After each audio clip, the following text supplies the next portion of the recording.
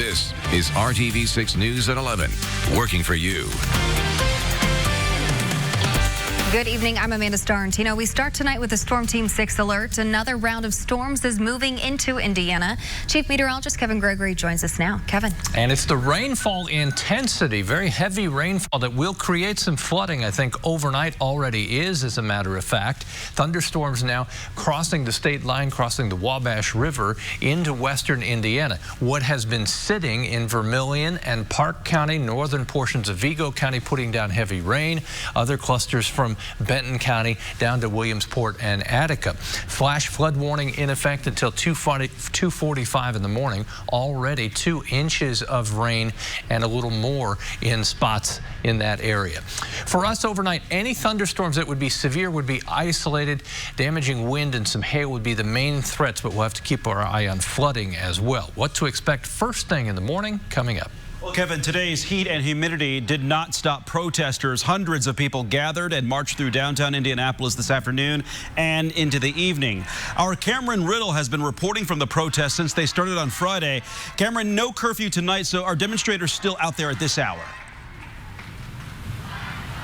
Hey, Mark, good evening. There are a few pockets of protesters that are still making their way through the curfew-free streets of downtown Indy. You mentioned that heat and humidity. Well, we also got a little bit of rain downtown, but that did not stop people from protesting tonight. Take a look at some of the video we shot as we again followed protesters marching through the streets of Indianapolis. At one point, hundreds of people were among the crowds who were chanting, with Black Lives Matter members chanting the names of George Floyd, Breonna Taylor, and John Reed. Of course, that last name is a name that people here in Indianapolis are very familiar with. It was last month that John Reed was shot and killed by police at 62nd and Michigan Road. While you have that picture here in Indianapolis, you also have Breonna Taylor in Louisville. And of course, the national spotlight right now on George Floyd's death in Minneapolis.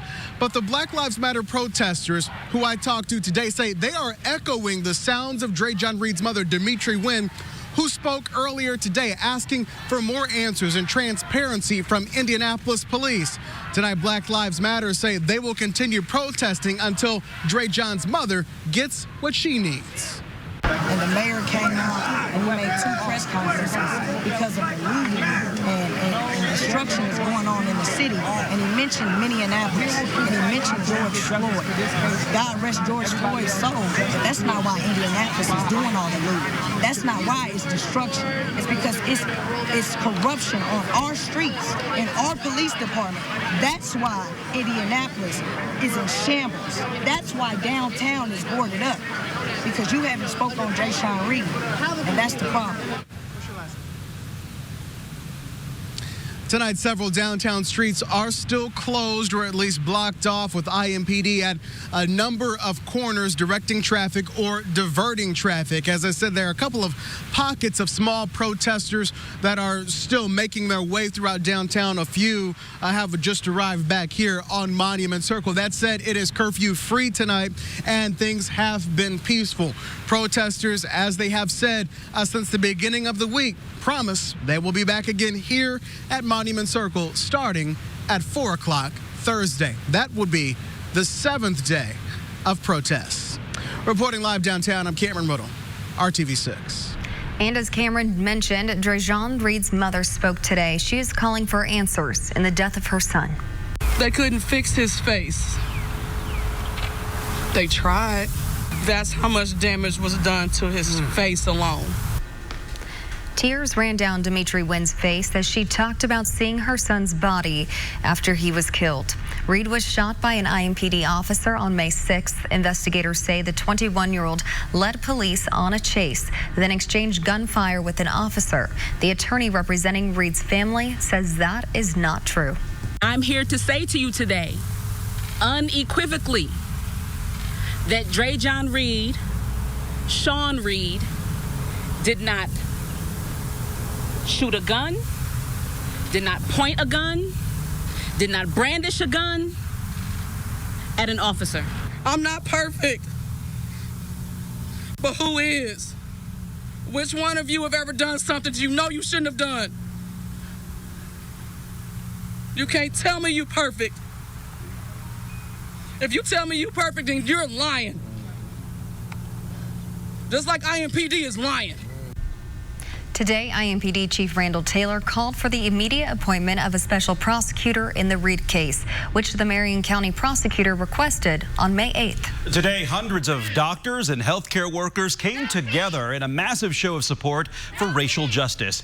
You can see how many people showed up to this rally, which was called White Coats for Black Lives. RTV6's Cornelius Hawker explains how they plan to do their part to help fight against systemic racism in the U.S. Racism is a public health crisis, and we just feel like as physicians, it's our obligation to kind of make a stand. That's the big reason why Dr. Francesca Duncan and all these other docs came together for the White Coats for Black Lives rally and march. Racism isn't something that only happened under slavery. It's not something that happens in a far-away city or in professions outside of our own. Doctor after doctor all shared their stories about race and how it impacts the work they do. We know that African American children are 2 times as likely to be born in that low birth weight category. This is nothing but systemic racism. And as pediatricians, these disparities are well documented, and it's time for us not to keep collecting numbers, but to do something about it. This particular doctor admitting he's had to do some self-reflection when he realized he treated a black patient differently than a white patient. Each had the same diagnosis. If you think you have never made a decision that was based or impacted by implicit bias, you have not examined your practice closely enough. These doctors also talked about what started these rallies and protests we're seeing across the country, the death of George Floyd. I have an inner turmoil watching the people that are supposed to protect us kneel on a black man's neck and kill him.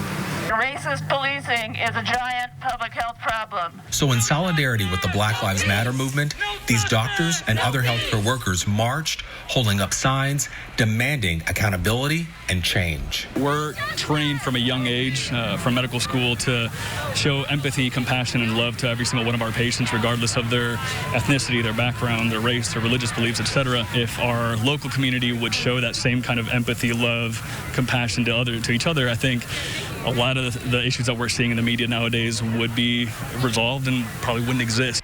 Working for you, Cornelius Hawker, RTV6.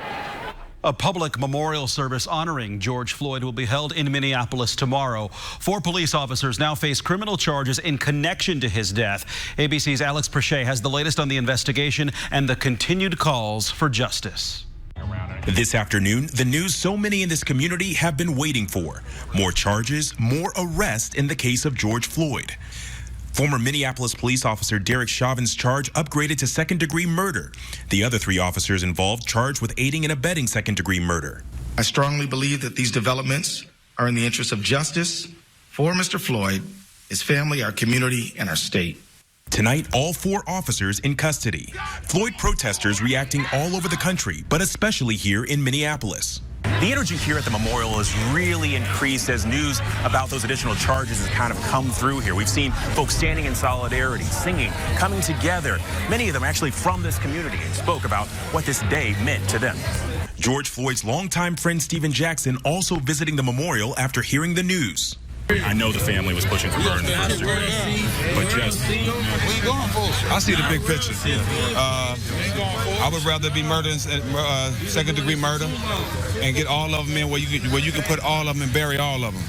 The charges coming 9 days after the killing of George Floyd. Earlier in the day, Floyd's son Quincy visited the site for the first time. I'm very reunited with my family, trying to get justice for my father.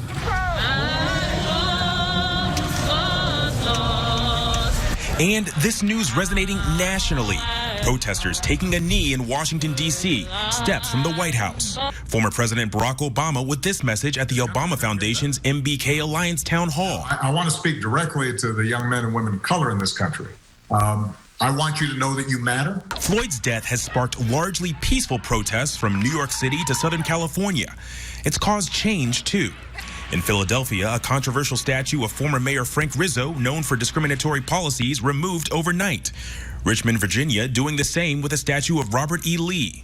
And for so many in this Minneapolis community, it's the first step in action they believe is overdue. I have to be positive, and be hopeful. that, okay, now they hear us. Something's going to be done. Alex Perche, ABC News, Minneapolis. And now to the latest on the COVID-19 pandemic and the toll it is taking on the economy and lives. According to the State Department of Health, 2,032 people in Indiana have died from the virus. 10 newly reported deaths happened between May 29th and yesterday. More than 277,000 people have been tested. Just under 13% have tested positive. The Rebound Indiana is making sure systems meant to help you during this difficult time is working as they should. Call 6 Investigates is sharing a warning about plain-looking envelopes with stimulus payments inside. Many people are mistaking them for junk mail and throwing them out. A viewer who says she did just that contacted Call 6. We did some checking and found out more than 82,000 people in Indiana are supposed to get their stimulus money on debit cards. This is typically because the government does not have your bank information. The envelopes are plain white with a return address in Omaha, Nebraska. AARP's Fraud Prevention Network says part of the problem is many Hoosiers didn't know these debit cards were coming. It is legitimate, even though the letter that comes with the card tells you to call a number and give most of your social security number to activate it. And a lot of people know they're not supposed to share their social security number. In this case, it is a legitimate call. You are supposed to give those numbers. You're also set up a PIN that will help you protect the debit card. If you did toss yours, call this number to get a replacement. It is 1-800-240-8100. Your first replacement is free, but it costs $7.50 for each card after that. I've got to pay this, and this. Which one is the most important? Coming up, how financial planners can help you make ends meet and how you can connect to them for free during the economic crisis. And I believe the law is a valuable tool which can be used. This was probably not the best way to proceed in this instance, however. New tonight, the mayor of Carmel addresses a now abandoned plan to take legal action against the city of Minneapolis for expenses related to protecting the community. E-home experts at theindychannel.com. This is RTV6 News at 11, working for you. Well, it should be quite a lightning show to the west. If you're in Indianapolis looking west, more thunderstorms. Those will continue. Heavy rainfall, the main threat. Can't rule out some very strong winds and even a little hail with this. That area confined near Terre Haute into Vermilion County, and then another cluster rolling through Benton County. That will go to Williamsport, Attica, eventually toward Lafayette and Monticello. May weaken, kind of fall apart as it comes south and east. The heaviest rainfall, they've probably had 3 or 4 inches once you get west of Terre Haute in portions of Illinois, and we've got the flood warning for 2 inches of rain already, with an additional inch easily on the way. 1 o'clock in the morning, again, most of the action in the western half of the state, maybe western third. As that comes to the east, we'll see that kind of eliminate or dissipate in coverage. Don't forget the Storm Shield app. Although thunderstorms isolated tonight as far as any severe weather, if you want to make sure that you're awake, then that Storm Shield will send an alarm to your phone and wake you up. It's like a weather radio. Tomorrow, the chance for thunderstorms is persistent. It's never that high, about 40% through the day, 77 at noon. Afternoon temperatures back in the mid-80s. Humidity is going nowhere. So, just like tonight, when it rains, it pours. Temperatures should be around 78 or so here at the beginning of the month. It's mid-80s by the end on average. Friday temperatures, 87. Chance for thunderstorms is there as we go from Friday's highs in the upper 80s to the weekend. We stay temperatures warm, but the humidity drops out. Lots of sunshine. Starts a 3-day dry stretch. We'll keep our eye on Cristobal, tracking that tropical storm, because moisture from the remnants may impact us in the middle of next week with rain. Tonight, definite rain western Indiana. Chance of thunderstorms next 2 days. Then a well-deserved, much-earned dry stretch Saturday through Monday. Let peace begin with me. Tonight, Carmel hosted a public solitary vigil in the fire department at Civic Square. Organizers say it was a way to show support for George Floyd, his family, and anyone who was unjustly suffered. The police chief says he hopes this effort is the start of something bigger. Let's keep this going.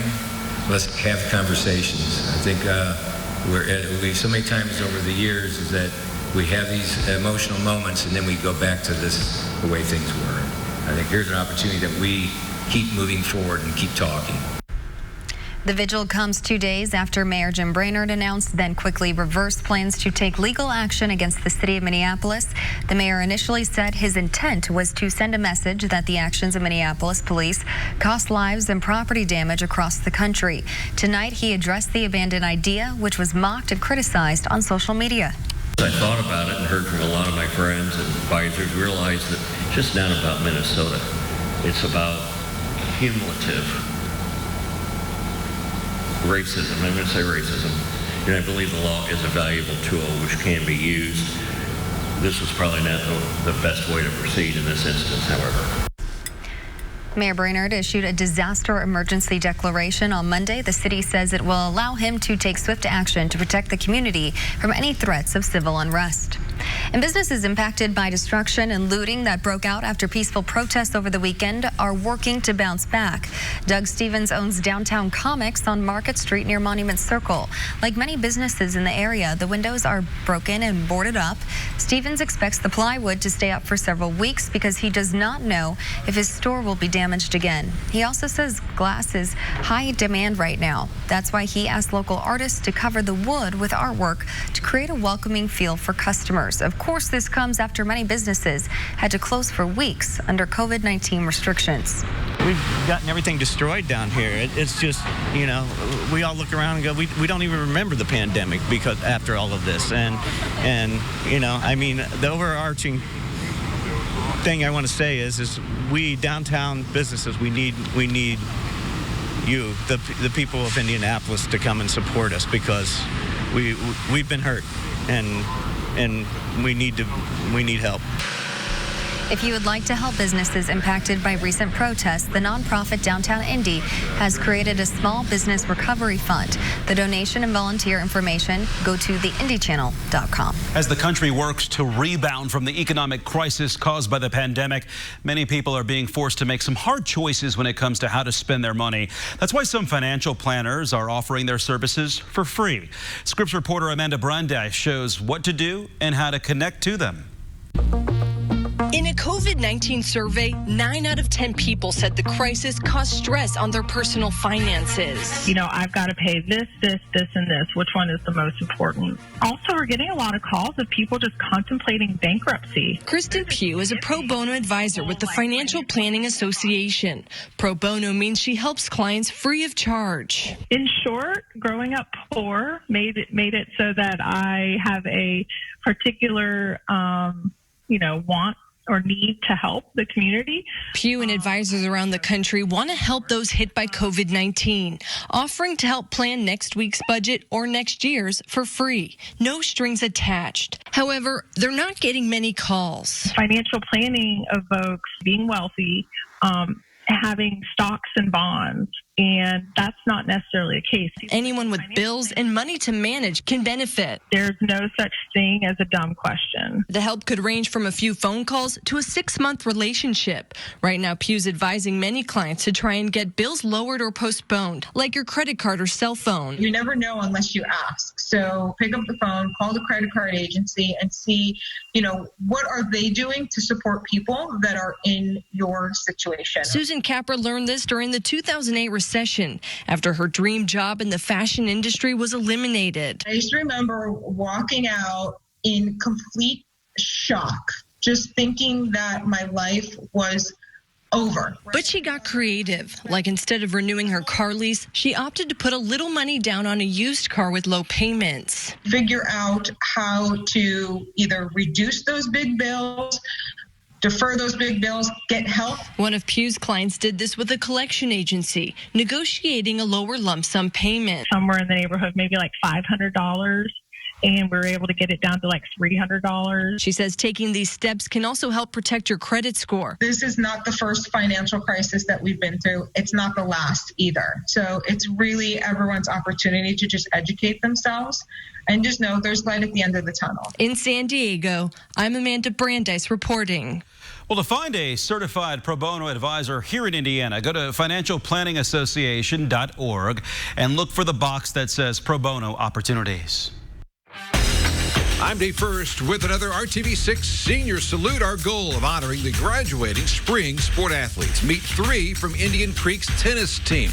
Brooke Coy graduates 3rd in her class, plays tennis and golf. Ready to add another patch on the back of her jacket. She'll study pharmacy at Butler. Allie Harris is the valedictorian and looking forward to an MVP spring tennis season. Also played basketball in the winter. National Honor Society president. She also is headed to Butler to study pharmacy. And Alyssa Pruitt volunteers with Special Olympics when she's not playing tennis or basketball. She hit a school record 10 threes in one game this past season. Alyssa will attend Ivy Tech and Indiana State to get her bachelor's in nursing. We wish all 3 the best of luck in the fall. I'm Dave First with another RTV6 Senior Salute. Come. This is RTV6 News at 11, working for you.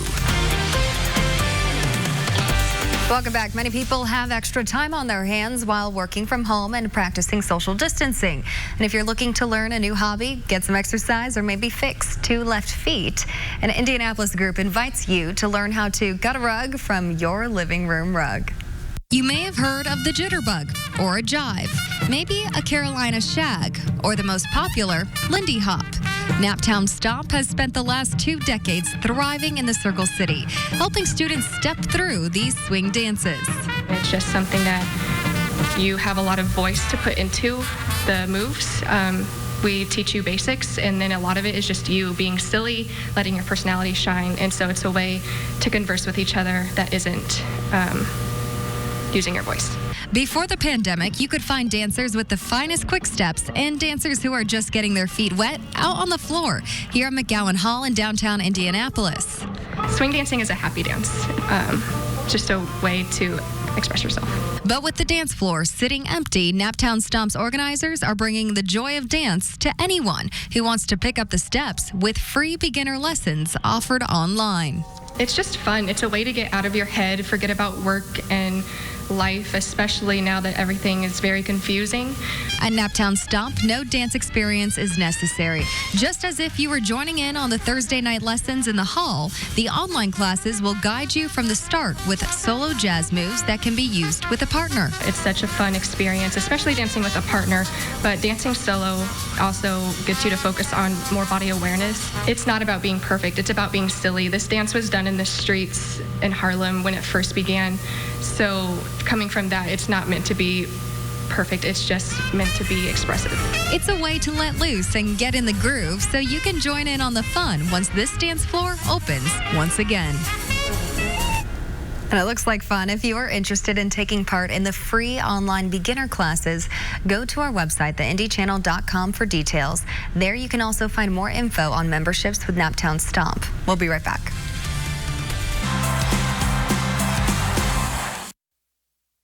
A line of thunderstorms from Monticello to near Lafayette, down to Covington, sliding southeast, and then pretty much sitting in place near Terre Haute. Isolated strong storms overnight with heavy rain. Mark? We leave you with a beautiful, tranquil view of downtown Indianapolis here on this Wednesday evening. Thanks for choosing RTV6 News at 11.